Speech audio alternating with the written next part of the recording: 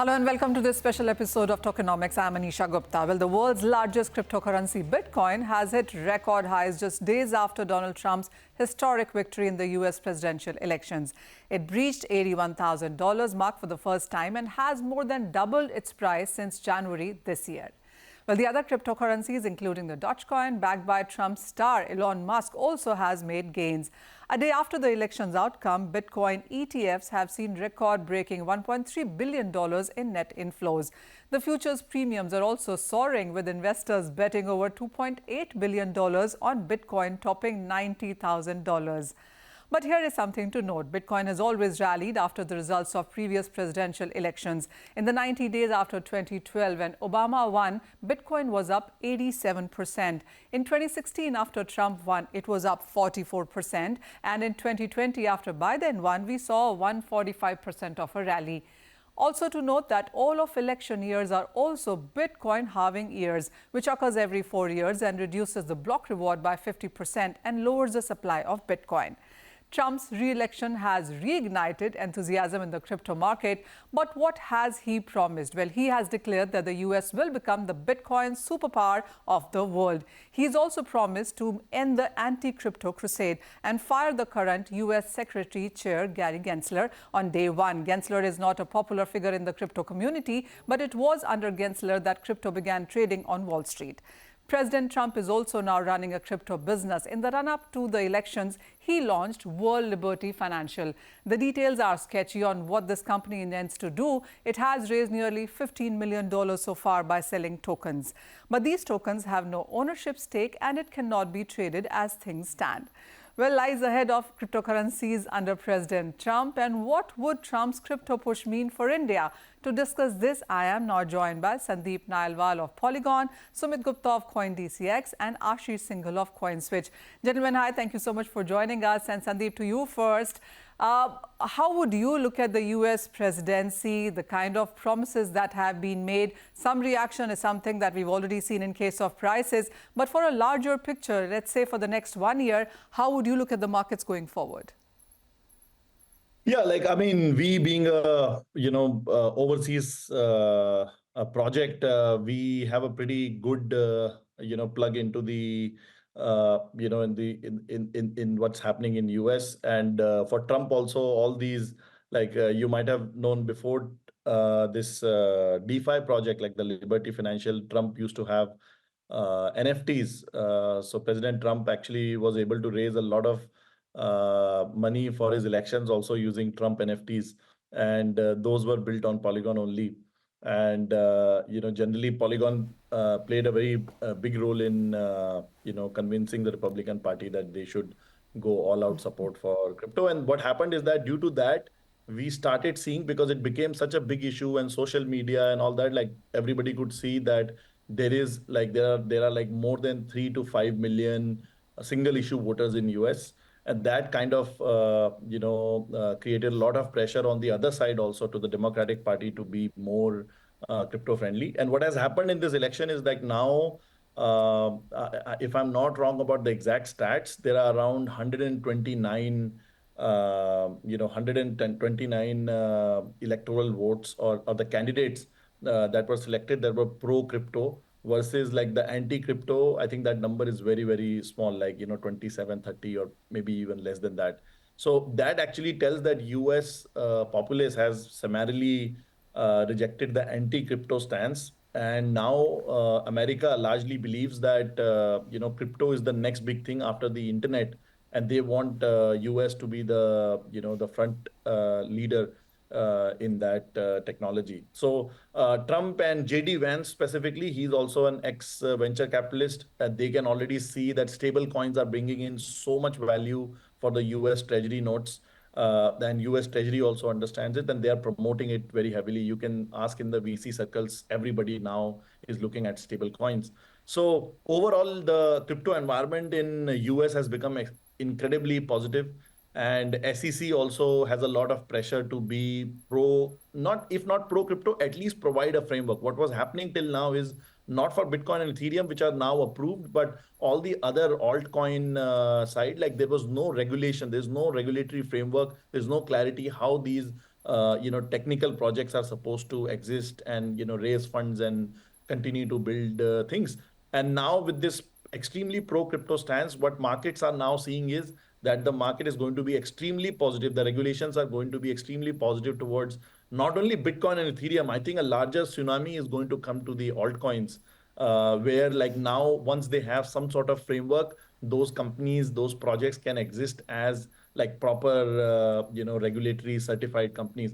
And I think like that means that, to come to your question directly, that means that the markets are going to remain in a fairly bullish, pattern, over the coming 1 to 2 years, maybe, even next 4 years of, president terms, term in the office. Sandeep, one more thing. I was reading the Standard Chartered report, which says that by the end of 2025, and while if all things go for as planned, you could be looking at Bitcoin at 2 lakhs and Ethereum at 10,000. But yes, Tansy also makes a point that the real world use case coins perhaps would do even better.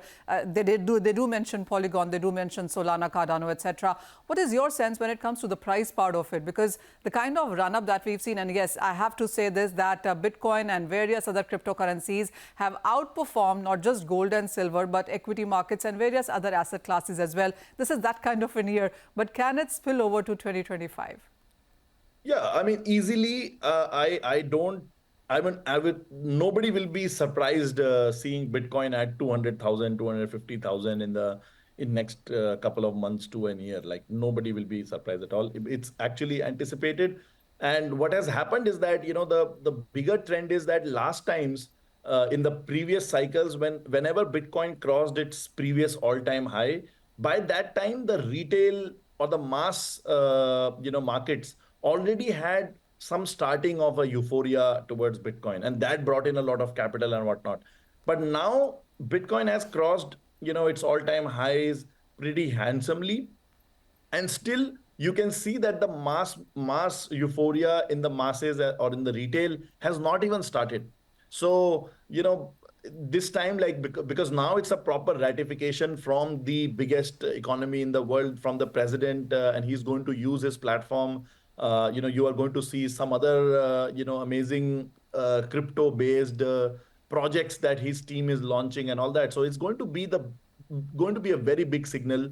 And I would also not be surprised that if more, elections across the world are slowly, crypto has an impact on them. And this will be a big signal for everything. And then, like, the mass euphoria of retail, when it will come this time, it will be much more than, any time before. And this time you will see pretty regulated family offices and, a lot of like high net worth individuals who were previously still a little bit not sure about Bitcoin and all that. Now with an ETF, Bitcoin ETF trading on in the US stock markets, and a proper ratification by the president of the largest economy of the world, things are going to be much more crazier, it seems like, this time around. All right.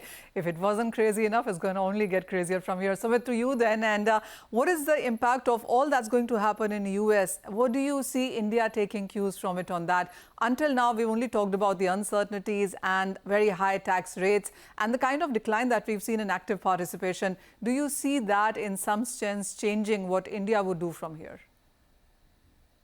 Manisha, I think some of that is already happening, at least from a customer point of view. A lot of customers are again getting active. I'm getting like dozens of messages every day now from some of our high value customers and potential customers who want to now increase their exposure in Bitcoin. Now with Trump and the pro crypto administration that is going to take place from January 2025.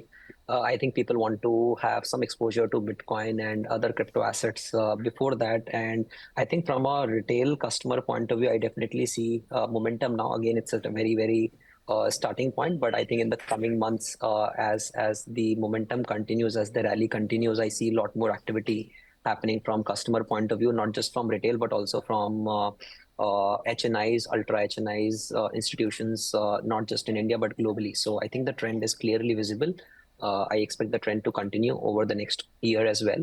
Also, from a regulations point of view, of course, when the world's largest economy and the president and the vice president and even the Senate and the House, all of them are pro crypto, that tells us something, that gives us a signal that look, crypto is here to stay, Bitcoin is here to stay. It is not an asset class limited to only few retail customers or people who believe in technology, but also now available to larger public. And a validation from the Trump and the Republicans in this election, I think clearly signifies that people want it.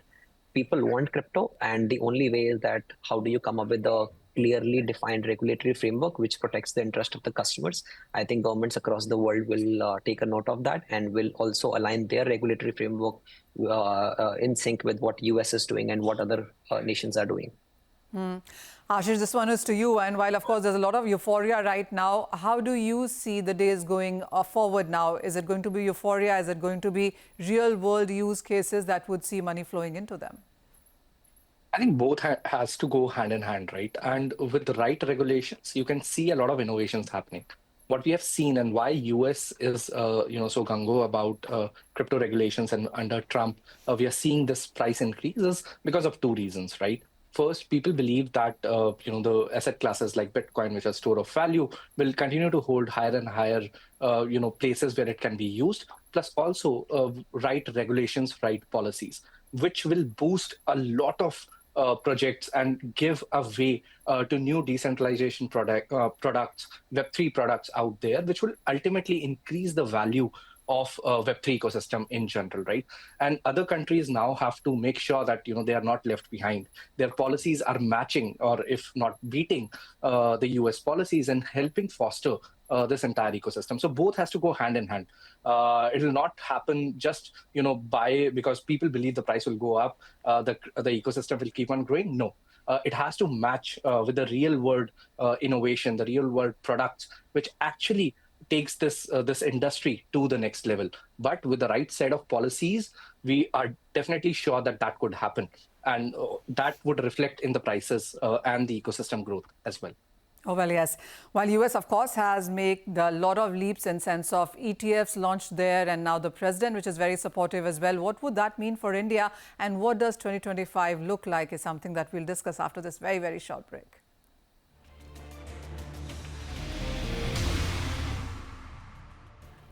Welcome back. And a lot is changing in the global markets there, and we have seen that in sense of price flows, rather money flows within global ETFs when it comes to Bitcoin and Ethereum, and the price moves itself with more and more higher bets coming in there.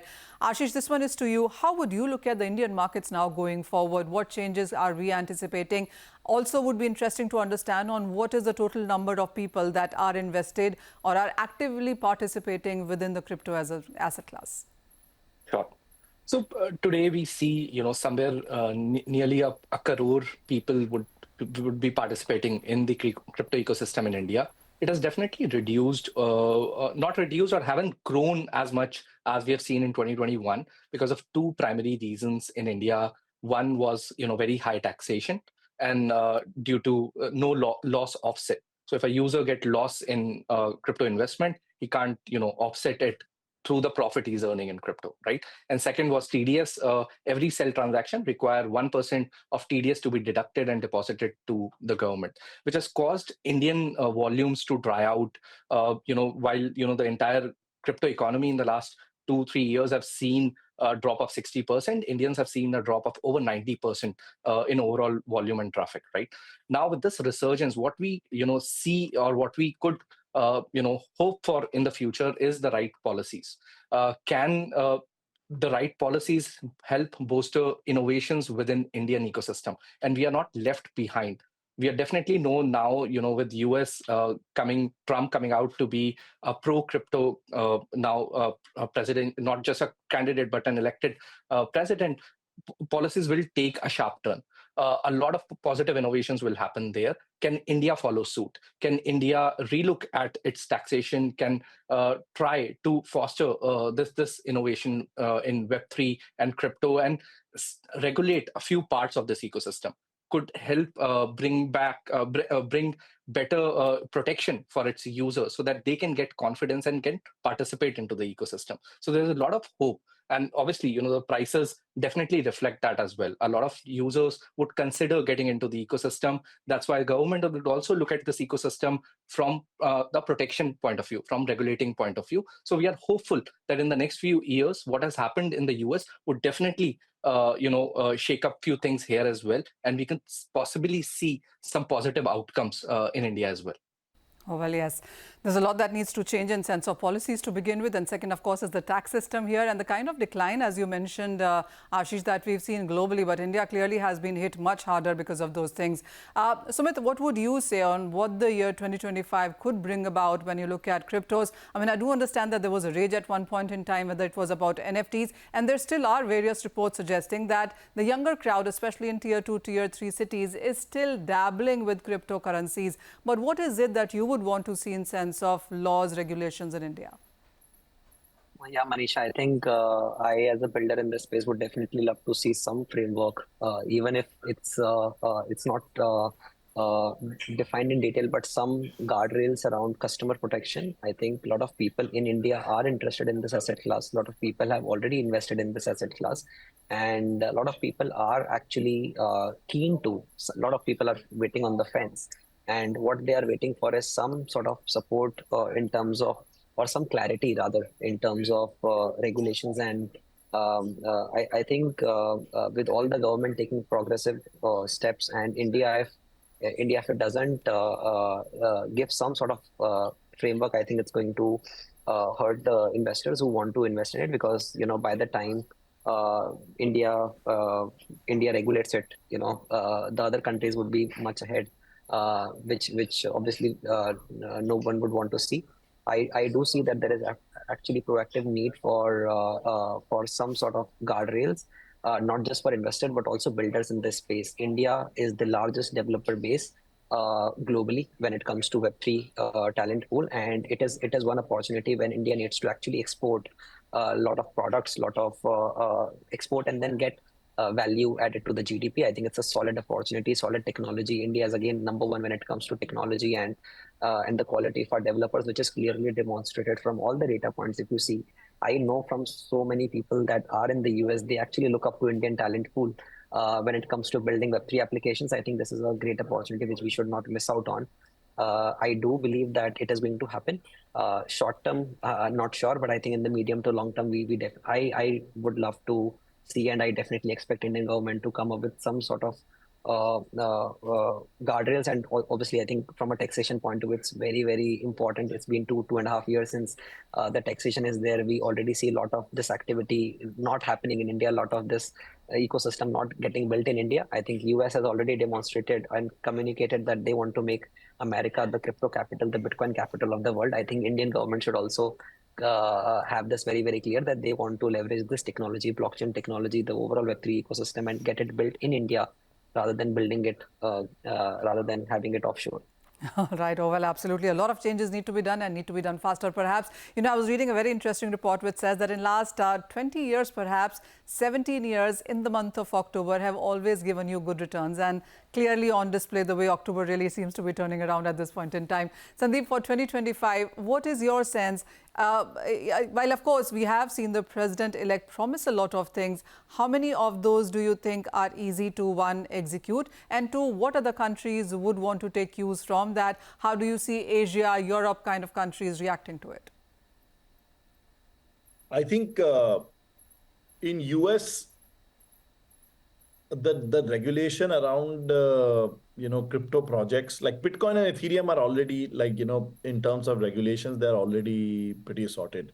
It's about all of this technological innovation that is happening that needs to be regulated, and that it's not really hard. It's like not very different from what how government regulates the other technology companies and all that. It's just around like these companies launching their tokens and all that in terms of the securities laws and all that. And I think they can be, if there is a framework that is provided on that, because the existing securities laws, I was talking to some legal experts, and they were saying that 70 to 80% of those extreme regulation on securities or the securities laws are made because the stock transfers, buying, selling is essentially very opaque, is very non-transparent, right? And due to that, you need to have a lot of disclosures and all these policies to protect the retail. In crypto, however, because it's blockchain, everything is constantly auditable. So if you create a framework, you can do away with those 80% of that existing regulations and just keep the 20% top line regulations that still apply, and create these simple systems where many of these disclosures and all these other security law or other securities compliances, they can be easily met by a blockchain dashboard, let's say. And sooner or later you're going to see that from some country, and it seems like US is going to be that first country that will do it. Probably they will create a, my recommendation whenever I speak to the high governing officials in US, and our head of policy and legal, Rebecca Rettig, is also like, frequently she speaks in the Washington, DC. And our recommendation is always to kind of have a separate branch of securities laws, under, let's say, tokenized securities, right? And other thing, like, what Sumit was saying, that governments need to understand that how we can use the blockchain technology. I think this demonization of crypto word, right? Like, this is like a common stance since 2015, 16, to get, some of the enterprises doing something in blockchain. We were all like, blockchains and not crypto. Like, don't touch crypto, but blockchains are okay. Blockchains is technology. But this demonization of crypto as a financial technology, you can already see that US has accepted that, and they are going to push it very heavily, with biggest economy in the world. And a president elect is talking about it. Similarly, like, I think in India needs to, kind of do away with this demonization of crypto, and like, don't touch crypto, but be blockchain, because you can't really have a lot of blockchain without no touch of crypto. There will be some touch of crypto in that. So that demonization needs to stop. Also, our the Reserve Bank of India and the government and everybody needs to understand that cryptocurrency and crypto is different. Crypto is not a short word for cryptocurrency. Currency part is only applicable to Bitcoin, except that currency part is not applicable to other crypto. All of the other crypto projects are utility coins, which are actually used to so that the users can secure these decentralized networks. That's the purpose of them, and they are not currency at all.